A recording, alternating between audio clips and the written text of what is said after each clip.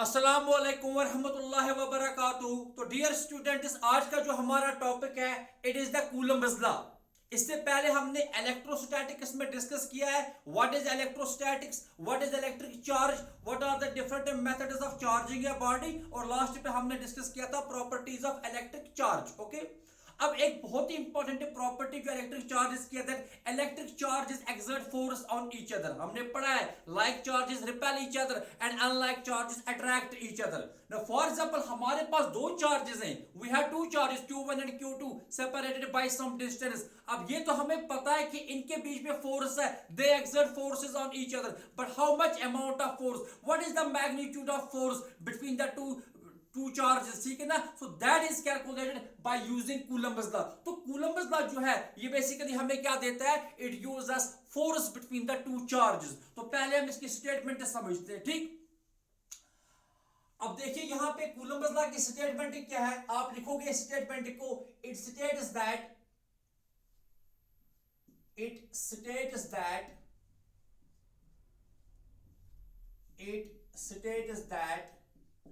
the electrostatic force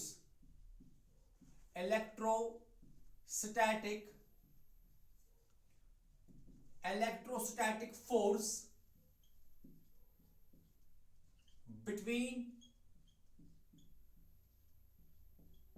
two charges, between two या ऐसे इसी between two charged bodies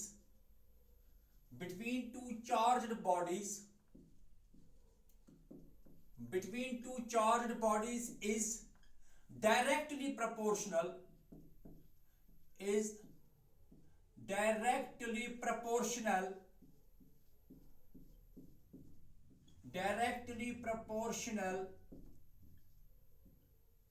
to the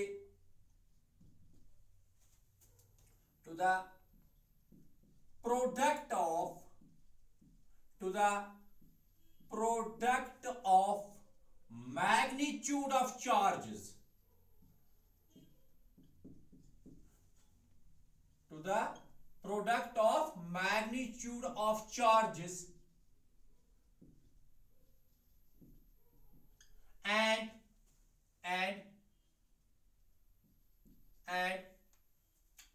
inversely proportional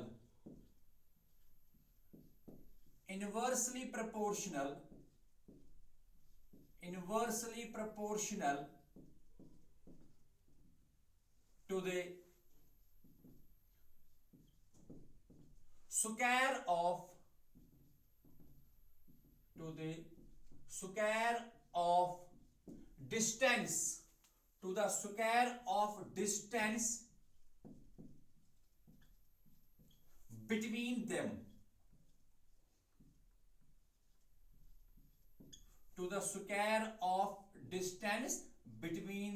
तो ये स्टेटमेंट है कूलम्ब्स लॉ की। तो कूलम्ब्स लॉ की क्या स्टेटमेंट, आप देखिए कि it states that the electrostatic force between the two charged bodies is directly proportional to the product of magnitude of charges and inversely proportional to the square of distance between them। अब यहां पे हमारे पास दो charged bodies हैं Q1 and Q2, they are separated by distance r। तो इनके बीच में कितना इलेक्ट्रोस्टैटिक फोर्स होगा, that we can calculate by using this law. तो इस लॉ के दो पार्ट्स हैं, पहला कि जो ये फोर्स है it is directly proportional to product of magnitude of charges. अब मैग्नीट्यूड ऑफ चार्जेस यहां पे क्यों यूज किया गया, charges can be positive as well as negative, but हमें ये नहीं देखना है कि पॉजिटिव नेगेटिव साइन यूज नहीं करना है यहां पे, क्योंकि हम मैग्नीट्यूड ऑफ फोर्स कैलकुलेट कर रहे हैं, ठीक। तो हमें खाली क्या देखना है, what is the value of charge, और only it is numerical value and inversely proportional to the square of distance between them. Okay, अब यहां पे देखिए तो मैथमेटिकली हम कैसे इसको एक्सप्रेस करेंगे, मैथमेटिकली हम लिख सकते हैं जो इलेक्ट्रोस्टैटिक फोर्स है F, it is directly proportional product of magnitude of charges, यानी कि Q1 एंड Q2, है ना। F जो है it is directly proportional to product of magnitude of charges. तो magnitude of charges is Q1 and Q2, तो इनका product हो गया Q1 इंटू Q2। ओके, सो इसको मानेंगे हम फर्स्ट पार्ट। ठीक। और सेकंड में क्या है कि यही जो एफ है इट इज इनवर्सली प्रोपोर्शनल, ये जो एफ है it is inversely proportional to square of distance, है ना,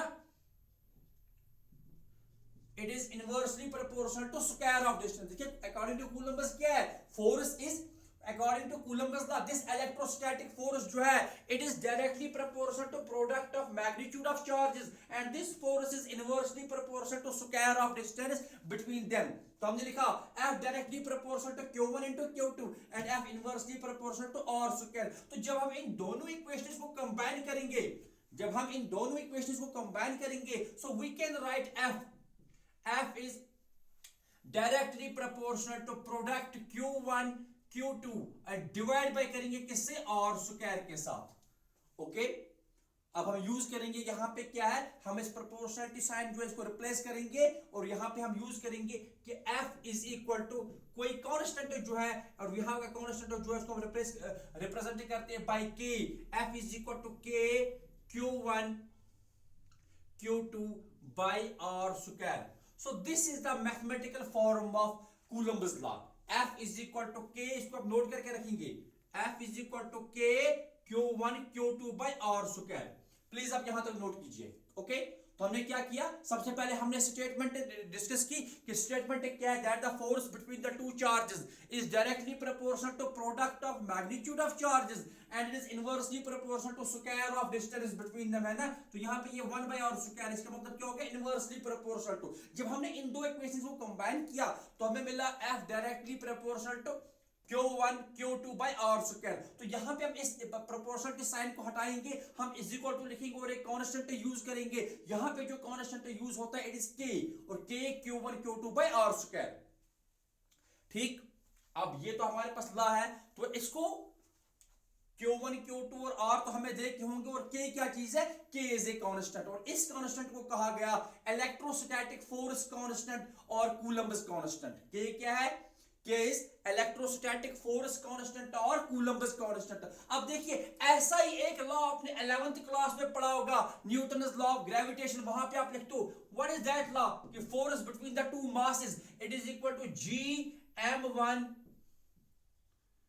m2 by R स्क्वायर। जरा देखना ये लॉ और ये लॉ बिल्कुल एक जैसे लगेंगे आपको, ठीक है ना। यहां पे जो न्यूटन्स लॉ ऑफ ग्रेविटेशन है it uses force between the two masses and Coulomb's law gives us force between two charges। तो सिमिलरिटी है, यहां पे प्रोडक्ट m1 m2 है, यहां पे प्रोडक्ट q1 q2 है, यहां पे भी डिवाइड में r स्क्वायर है, यहां भी डिवाइड बाय r स्क्वायर है। फर्क एक चीज है, यहां का g ग्रेविटेशनल कांस्टेंट, यहां पे k कूलम्बस कांस्टेंट।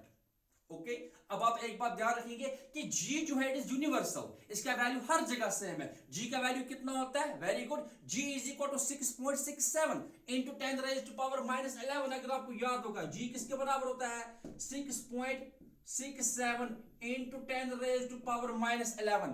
फिर इसका यूनिट आता है Newton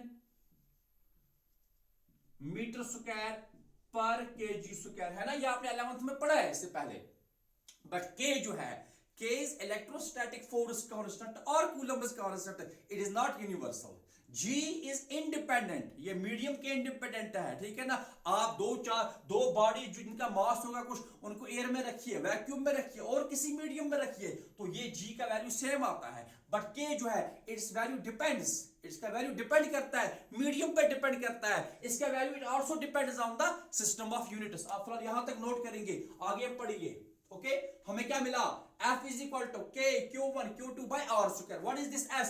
F, this is the electrostatic force between the two charged bodies। Okay, तो आगे हम इसको कंटिन्यू करेंगे। आप लिखोगे इसके बाद, आप लिखोगे K is electrostatic force constant, K is electrostatic force constant और Coulomb's constant। K क्या है, इलेक्ट्रोस्टैटिक फोर्स कांस्टेंट और Coulomb's constant। K is electrostatic force constant और Coulomb's constant, its value depends on, K जो है, शाबाश, K किसके बराबर, K is electrostatic force constant और Coulomb's constant। तो इसका जो वैल्यू है its value depends on, दो फैक्टर्स पे इसका वैल्यू डिपेंड करेगा। its value depends on, number first देखिए, चलिए मैं यहां पे लिखता हूं, पहले मैं इक्वेशन लिखता हूं कि F जो हमें मिला F is equal to K Q1 Q2 by R square. ये तो हमें मिला क्या, mathematical form of Coulomb's law. अब K जो है, K इसको हम कहते हैं इलेक्ट्रोस्टैटिक, इट इज कॉल्ड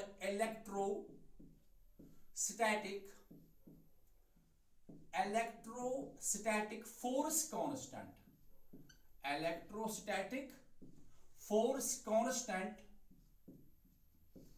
और Coulomb is constant. Electrostatic force constant और कूलम्ब इज कांस्टेंट। ठीक, अच्छा, इसका जो वैल्यू है, इट्स वैल्यू डिपेंड्स ऑन, इसका वैल्यू जो है डिपेंड करता है, मैं यहां पे लिखता हूं वैल्यू ऑफ के, वैल्यू ऑफ के डिपेंड्स ऑन, शाबाश, किस किस पे डिपेंड करेगा, दो चीजों पे डिपेंड करेगा। Number first, nature of medium, पहले किस पे डिपेंड करता है, नेचर ऑफ मीडियम। कौन सा मीडियम, कि हमने किस मीडियम में अपनी दो चार्जेस को रखा है, nature of medium. It's value depends on number first nature of medium and number second it depends on system of units. ये किस पे डिपेंड करेगा, पहली बात नेचर ऑफ मीडियम, और नंबर सेकंड ये डिपेंड करता है सिस्टम ऑफ यूनिट्स पे। इस पे डिपेंड करता है nature of medium and system of units, दो चीजों पे डिपेंड करेगा। हमने चार्जेस को किस मीडियम में रखा है, मीडियम मतलब एयर है, वैक्यूम है, वाटर है, और कोई मीडियम है, किस मीडियम में रखा है। नंबर सेकंड ये डिपेंड करेगा सिस्टम ऑफ यूनिट्स, यानी कि हम एसआई सिस्टम ले रहे हैं, हम सीजीएस सिस्टम ले रहे हैं, और कोई सिस्टम ले रहे हैं, किस सिस्टम में हमने मेजर किया है Q1 को, Q2 को, R को और F को, तो अकॉर्डिंगली K का डिफरेंट वैल्यू आएगा। ओके, अब हम यूज करेंगे कि अगर हमारे पास, अगर हम यूज करेंगे मीडियम, कौन सा मीडियम यूज करेंगे, फॉर एग्जांपल फ्री स्पेस, यानी कि इन एयर और वैक्यूम, याद रखना एयर और वैक्यूम, तो इनको हम क्या कहते हैं, फ्री स्पेस, फ्री स्पेस। ठीक, एयर और वैक्यूम, ठीक है ना। तो एयर और वैक्यूम के लिए क्या होता है, इसका एक ही वैल्यू आता है। और नंबर सेकंड हम यूज करेंगे एसआई सिस्टम, क्या यूज करेंगे, SI system of units, SI system of units, यानी कि अगर हम दो चीजें यूज करेंगे, कौन सा, मीडियम हमारा होगा एयर और वैक्यूम, यानी कि जिसको हम फ्री स्पेस कहते हैं, और सिस्टम ऑफ यूनिट्स जो हम ले रहे हैं वो कौन सा ले रहे हैं, एसआई सिस्टम, क्या ले रहे हैं, एसआई सिस्टम। तब K का जो वैल्यू आता है, then K is equal to 1/4 pi epsilon naught. तब K का वैल्यू कितना आता है, 1/4 पाई एप्सिलॉन नॉट। अब यहां पे एक और चीज आ गई, it is the epsilon not, it is the epsilon not. अब एप्सिलॉन नॉट क्या चीज है, epsilon naught is permittivity, it is permittivity of, epsilon naught is permittivity of free space, याद रखना एप्सिलॉन नॉट क्या है, epsilon naught is permittivity of free space. Okay, तो मैंने कहा F बराबर K Q1 Q2 by R square, K is the electrostatic force constant और Coulomb is constant. इसका वैल्यू डिपेंड करता है दो चीजों पे, नेचर ऑफ मीडियम पे एंड सिस्टम ऑफ यूनिट्स पे। अब अगर हमने मीडियम लिया फ्री स्पेस, यानी कि जिसमें एयर और वैक्यूम को हम क्या कहते हैं, फ्री स्पेस, और सिस्टम ऑफ यूनिट्स जो हमने लिया that is the SI system, then value of K is equal to 1/4 pi epsilon naught, ठीक है ना, where this epsilon naught is called the permittivity of free space. Okay, आप यहां तक नोट करेंगे, आप यहां तक पहले नोट कीजिए, ठीक है। ओके, तो एप्सिलॉन नॉट का जो वैल्यू होता है, देखिए, वेरी गुड, तो एप्सिलॉन नॉट क्या है, परमिटिविटी ऑफ फ्री स्पेस। अब इस पे हमारा इंशाल्लाह एक कंप्लीट लेक्चर होगा कि what is permittivity of free space. Right now हम क्या करेंगे, हम खाली इसके वैल्यू को यूज करेंगे। We are not discussing what do you mean by permittivity of a medium. इस टाइम हमारा मकसद क्या है, खाली कूलम्बस लॉ को डिस्कस करना। हाँ यहाँ पे ये यूज हो रहा है तो इसलिए हमें इसको यूज करना पड़ा। तो मैंने कहा कि k किसके बराबर है, k it is equal to 1/4 pi epsilon naught. Epsilon naught क्या है, परमिटिविटी ऑफ फ्री स्पेस। और इसका जो वैल्यू होता है, एप्सिलॉन नॉट का जो वैल्यू होता है, it is 8.85 into 10 raise to power -12। कितना, 8.85 into 10 raise to power -12, 10 raise to power -12। ये इसका न्यूमेरिकल वैल्यू है। यूनिट आता है इसका कूलम स्क्वायर पर न्यूटन और पर मीटर स्क्वायर।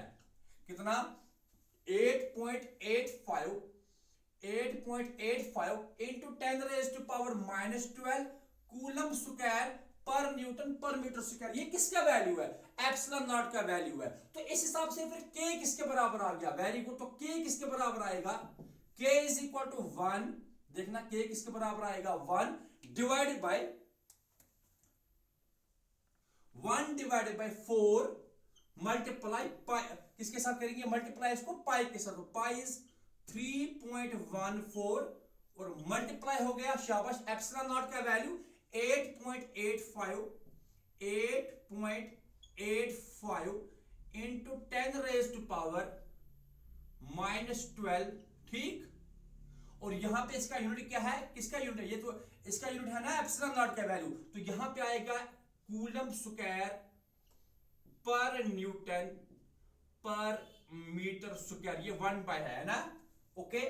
तो अब लास्ट पे जो हमें k का कैलकुलेटेड वैल्यू मिलता है, k का जो आपको कैलकुलेटेड वैल्यू मिलेगा लास्ट पे, फाइनली आप याद रखोगे k इज इक्वल टू इस सारी का कैलकुलेटेड वैल्यू जो आता है, इट इज 9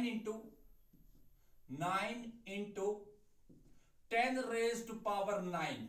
क्या है, 9 इंटू 10 रेज टू पावर 9, ये सारे का वैल्यू है। और यूनिट्स जो है इनके पावर्स का क्या हो जाएगा, साइन अपोजिट हो जाएगा, because it is 1 divided by c raise to power 2 है ना। ये कूलम स्क्वायर है ना, आप ये डिनोमिनेटर में इसको ले जाएंगे, सॉरी न्यूमरेटर में लाएंगे, इट इज पर कूलम स्क्वायर। इससे यहां पे पर न्यूटन है, ये वहां पे न्यूटन बनेगा। तो हमें k के यूनिट्स आएंगे न्यूटन, फिर metre square, and then we have per coulomb square. So this is the value of k in SI system, okay, in SI system, and when two charges are placed in air or vacuum. तो जहां पे आपको numerical होगी 95% cases में आपको k यही लेना है, ठीक। जब तक ना ये मेंशन किया जाए कि चार्जेस हमारी और किसी मीडियम में रखी गई हैं अदर देन एयर और वैक्यूम, और सिस्टम ऑफ यूनिट्स और कुछ है, ठीक। तो ये याद रखो आप कि k का न्यूमेरिकल वैल्यू क्या है, it is 9 into 10 raise to power 9। अब फॉर्मूला हमारे पास क्या है, F बराबर k Q1 Q2 by R square. तो k का ये वैल्यू है, और Q1 Q2 और R के वैल्यूज क्वेश्चन में दिए गए होंगे और हमें सॉल्व करना है। आप यहां तक इसको नोट कीजिए, तो हम कुछ न्यूमेरिकल्स को डिस्कस करते हैं, ओके, प्लीज नोट इट। तो क्या याद रखा आपने, the force between the two charges separated by some distance r is equal to F is equal to k Q1 Q2 by R square in SI system, है ना। when two charges are placed in air or vacuum, so k is equal to 9 into 10 raised to power 9, simple, okay। तो हम कुछ numericals करेंगे यहां पे, okay. अब coulomb law जो है बेसिक है, बेसिक इलेक्ट्रोस्टैटिक्स पूरी जो है, वो जो भी डिराइवेशन आपको आगे पढ़नी है तो उनका बेस जो है वो कूलम्ब लॉ है। आगे आपको पढ़ना पड़ेगा electric potential, electric dipole, electric potential energy, okay, electric field, उस सब के लिए आपको कूलम्ब लॉ यूज करना पड़ेगा, ठीक है। अब देखिए हमारे पास एक न्यूमेरिकल है, फॉर एग्जांपल हम लेते हैं एक चार्ज यहां पे लेते हैं Q1, हमारे पास जो है इट इज 20 माइक्रोकूलम। हम क्या लिखेंगे यहां पे, चलिए आप क्वेश्चन ही देखिए, क्वेश्चन ऐसे लिखेंगे, आप लिखिए क्वेश्चन, टू चार्जेस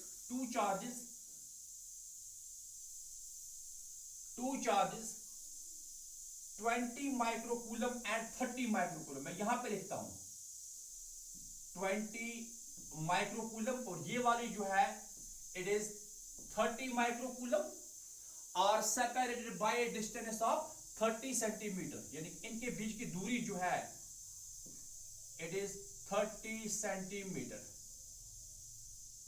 ओके, तो क्या लिखा आपने, two charges 20 microcoulomb and 30 microcoulomb are separated by a distance of 30 centimetre in air. Calculate the electrostatic force between the two charges. Question क्या है, two charges 20 microcoulomb and 30 microcoulomb are separated by a distance of 30 centimetre in air. Calculate the electrostatic force between the two charges. ये question है simple. अब देखिए हमें पता है कि हमें यहां पे हम लिखेंगे सॉल्यूशन में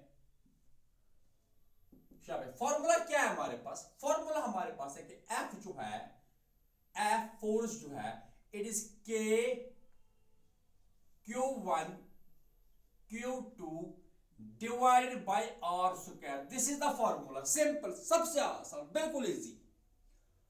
K का वैल्यू कितना है, 9 इंटू 10 रेज टू पावर 9, लेकिन वो हम तब यूज करेंगे जब हमने सिस्टम ऑफ यूनिट्स को एसआई सिस्टम माना, एसआई सिस्टम लिया, ठीक है ना। और मीडियम कौन सा, एयर और वैक्यूम। हाँ, ये तो मेंशन है क्वेश्चन में कि these charges are placed in air, लेकिन यहां पे अगर आप सिस्टम ऑफ यूनिट्स देखोगे और किसमें है, सेंटीमीटर में, ये मीटर होना चाहिए बेसिकली, तभी तो ऐसा सिस्टम है। यहां पे देखोगे माइक्रोकूलम है, तो इसको ये सेंटीमीटर है, इसको मीटर में कन्वर्ट करना है। यहां माइक्रोकूलम है, इसको कूलम में कन्वर्ट करना है, तब जाके हम के का वैल्यू लिख पाएंगे 9 इंटू 10 रेज टू पावर 9। अब देखिए तरीका क्या है, हम लिखेंगे हियर Q1।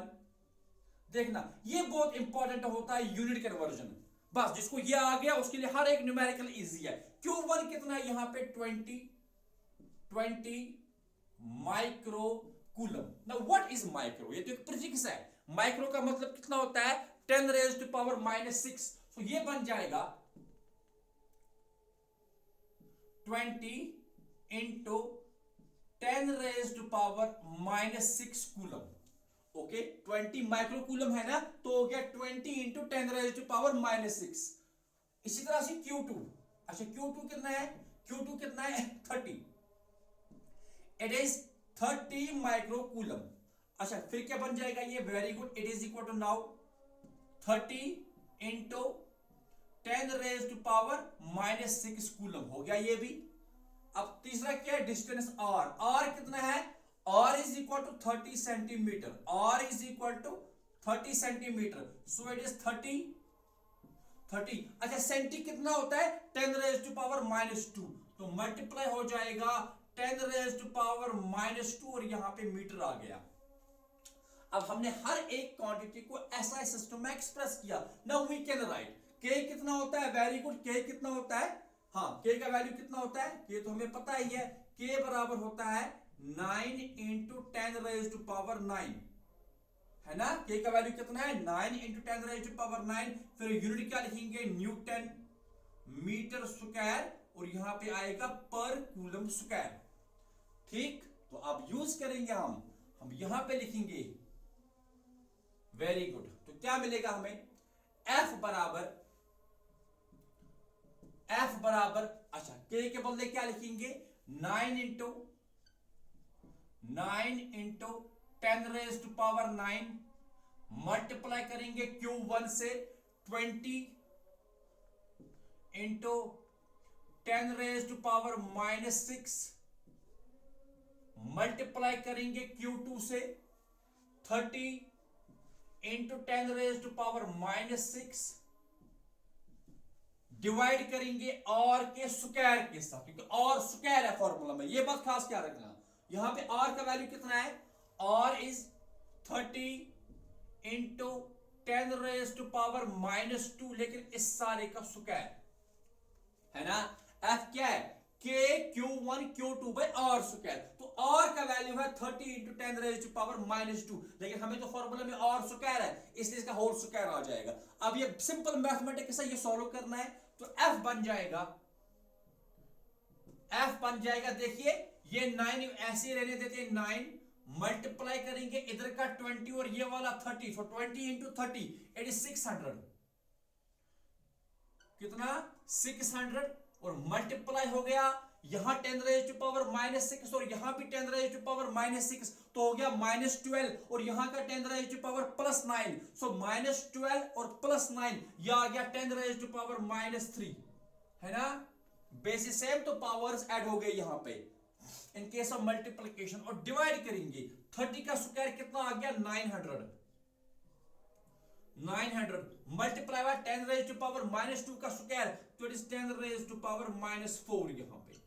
ओके, चलिए अब ये दो जीरो और ये दो जीरो कैंसिल, 9 और 9 कैंसिल, तो आपको f जो मिल गया, f मिल गया, यहां का खाली बच गया 6 और मल्टीप्लाई हो जाएगा। देखिए ये 10 रेज टू पावर -3 है, ये 10 रेज टू पावर -4 है, तो अगर हम इस -4 को शिफ्ट करेंगे ऊपर, ये बन जाएगा +4, तो आपको ऐसे आ जाएगा, देखना 10 रेज टू पावर -3 और मल्टीप्लाई हो जाएगा 10 रेज टू पावर +4 हो जाएगा, तो वो आ जाएगा it is equal to 6 into 10, कितना 6 इंटू 10, वो क्यों, क्योंकि ये 10 रेज टू पावर +4 है, ये 10 रेज टू पावर -3 है, so 4 - 3 is 1, it is 10 raise to power 1, तो आपको फाइनली जो आंसर आ गया कि f जो आ गया it is 60 newton, this is the answer. तो force between the two charges, यहां का देखना ये 6 और ये 10 हो गया 60, तो force between these two charges is 60 Newton. अब न्यूटन हमने क्यों लिखा, क्योंकि हमने हर एक क्वांटिटी को एसआई में एक्सप्रेस किया है, तो फोर्स का एसआई यूनिट न्यूटन है, तो फोर्स इज, यहां का फोर्स कितना आ गया, शाबाश, तो ये फोर्स हमें मिल गया, एफ जो मिल गया इट इज 60 न्यूटन। ठीक, बहुत ही आसान। तो करना क्या आपको, खाली आपको देखना है कि जो आपके Q1, Q2 और R होंगे वो आपको पहले एक्सप्रेस कन्वर्ट करने पड़ेंगे इनटू SI। हाँ, अगर वो पहले से SI में तो then there is no need to convert, but maximum times ये SI में नहीं होंगे। R आपका ये होगा सेंटीमीटर में होगा, मिलीमीटर में होगा, चार्जेस आपके माइक्रो कूलम में हो सकते हैं, नैनो कूलम में हो सकते हैं, पिको कूलम में हो सकते हैं, मिली कूलम में हो सकते हैं। तो इन बातों का आपको ध्यान रखना है कि हम कैसे कन्वर्ट करेंगे। हम एक और एग्जांपल लेंगे, आप इसको नोट कीजिए। ओके, एक और एग्जांपल लेते हैं, बहुत ही इंटरेस्टिंग चैप्टर इलेक्ट्रोस्टैटिक्स, बहुत ही इंटरेस्टिंग, बिल्कुल भी इसमें गोटा वगैरह कुछ नहीं है, बस वहीं पे कंसेप्ट समझना और याद रह गया। ठीक है, अच्छा, तो नेक्स्ट क्वेश्चन, बिल्कुल एक और सिंपल सा क्वेश्चन हम लेंगे। आप लिखोगे कि फिर से ऐसा एक क्वेश्चन लिखिए आप कि टू चार्जेस, आप क्वेश्चन लिखिए कि two charges, very good, to charges 30 microcoulomb, चलिए इस बार 30 नैनोकूलम लेते हैं।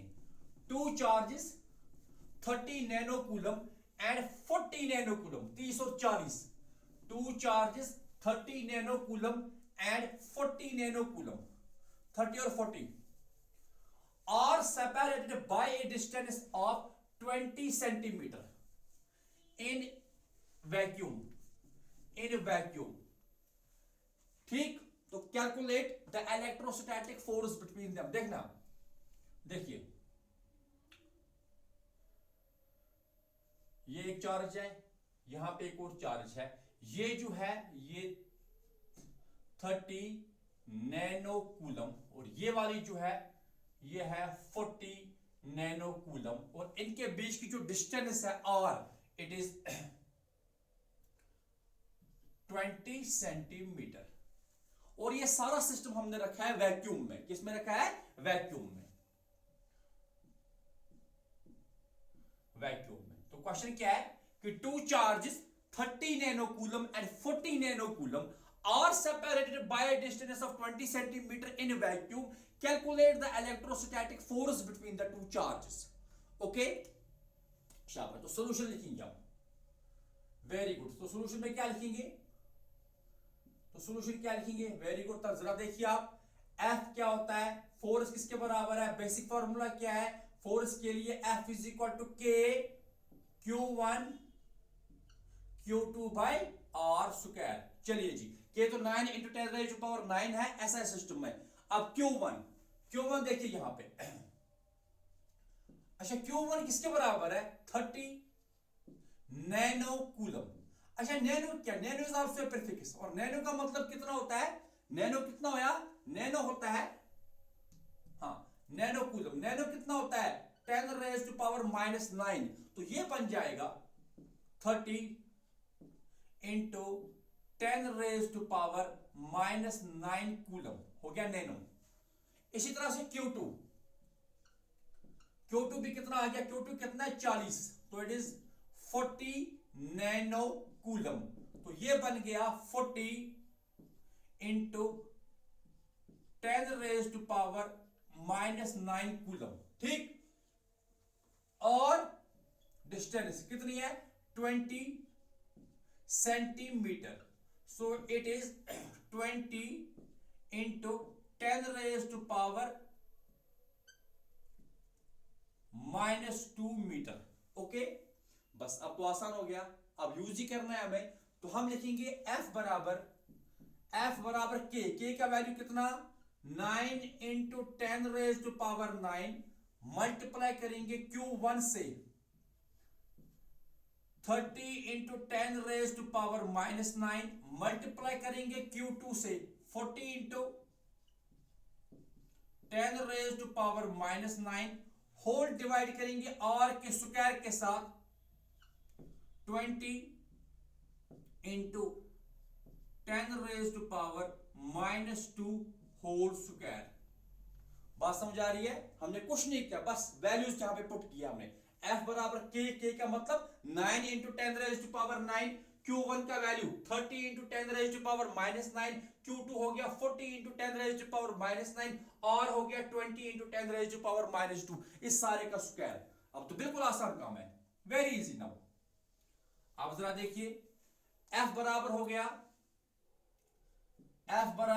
9 को ऐसे रहने देते हैं, 9 मल्टीप्लाई करेंगे, देख 30 यहां का 40, 30 इंटू 40 तो 1200, कितना 1200 है। अच्छा अब क्या होगा साथ में, यहां का 12, 30 इंटू 40 कितना आ गया 1200, यहां का 10 रेज टू पावर -9, ये वाला -9 हो गए -18, और +9 हो गए फिर से -9। ऐसा भी कर सकते हैं, ये 10 रेज टू पावर +9, ये 10 रेज टू पावर -9 कैंसिल हो गए, वहां कितना बच गया 10 रेज टू पावर -9, तो इसको मल्टीप्लाई यहां पे करेंगे 10 रेज टू पावर -9 के साथ, ठीक, और डिवाइड हो गया 20 का स्क्वायर 400, कितना 400, 20 का स्क्वायर कितना 400, 20 का स्क्वायर कितना 400, और 10 रेज पावर -2 का स्क्वायर आ गया 10 रेज टू पावर -4, कितना आ गया 10 रेज टू पावर -4, ठीक। अब ये देखिए, ये 2 0 और ये 2 0 क्या हो गए कैंसिल, 4 1 जार 4, 4 3 जार 12, 3 इंटू 9 हो गया 27, सो F इज इक्वल टू 27, कितना आ गया 27, और यहां पे देखिए ये 10 रेज टू पावर -9 है, ये 10 रेज टू पावर -4 है, हम इसको ऐसे लिख सकते हैं 27 इंटू 10 रेज टू पावर -9, और मल्टीप्लाई हो जाएगा 10 रेज टू पावर +4 के साथ, +4 क्यों, क्योंकि डिनोमिनेटर में, न्यूमरेटर में ये +4 आ जाएगा, so final answer is F is equal to 27 into, अब यहां का -9 और +4, it is 10 raise to power -5, it is 10 raised to power -5. You can also write F is equal to